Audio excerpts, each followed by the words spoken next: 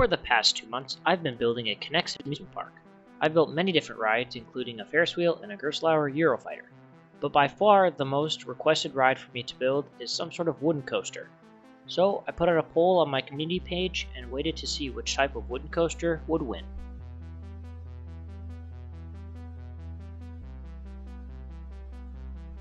As you see here, I'm going to be building a GCI wood coaster. I started building the lift using blue, gray, and yellow rods. Each time there's a yellow rod, the lift will go up by a blue rod, thus making a less steep angle for the lift hill. I used gray rods that go through the hole in the yellow connectors, so I would save on 3D connectors as well as yellow rods. For the track on the lift, I used a rod that holds up several different supports. This keeps the track lower down and also keeps the bumps to a minimum without having to use spinal track. The drop starts off straight, then goes into the start of a left-hand turn. A lot of GCI coasters have a twisted drop, so I made sure my model had one. The next element that I built was the valley after the first drop.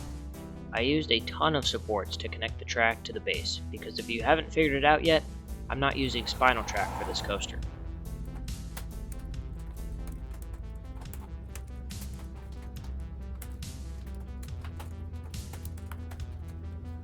After the valley, the coaster then rises up into the air and connects into this other section that parallels the lift. I used a diamond shape made out of red rods for this, as I'm running low on yellow rods.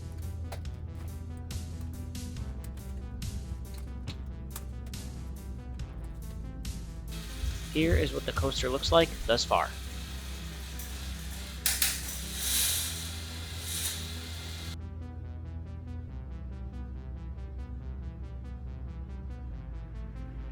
Following the first airtime hill, the next element will be a small twisted airtime hill.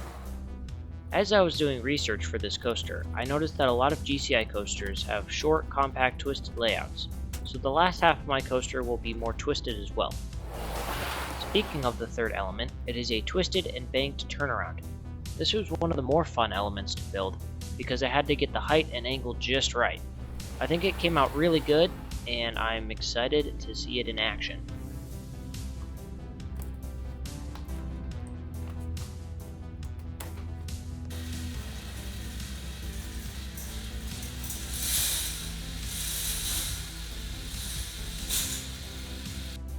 After the turnaround, I built a couple of tiny hills, which then leads into a drop to the right. That drop then will go under the lift, and then it will come out the other side.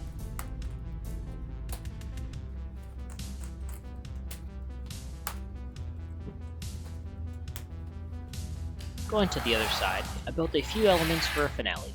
They're both small airtime hills, with the first one turning to the right, which leads into the second one.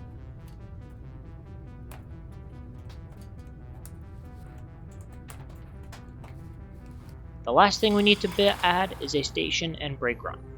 This coaster may be one of the best paced in my park. I built the station and brake run just slightly downhill so that when the train hits the brakes, it slowly makes its way back to the lift. It's really quite satisfying. Take a look.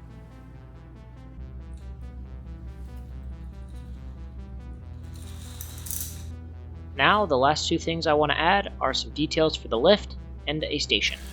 I used rods and one-way connectors for the siding on the lift, and added a couple of Screamin' Serpent flags for some extra detail. And for the station, I just built a small platform with a couple of staircases. Nothing's too special.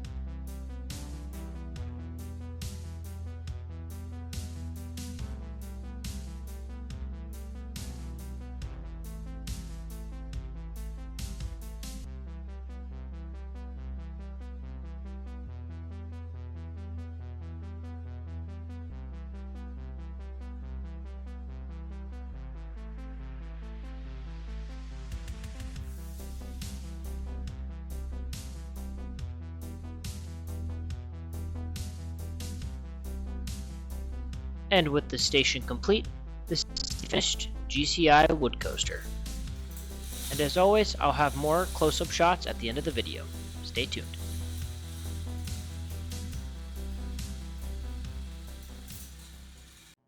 And now it's time for over 5 hours of footage of me building stations. This was honestly one of my least favorite things to build, but I tried doing each station a little different so then I wouldn't get bored. So all the platforms, roofs, and queues are a little bit different from each other.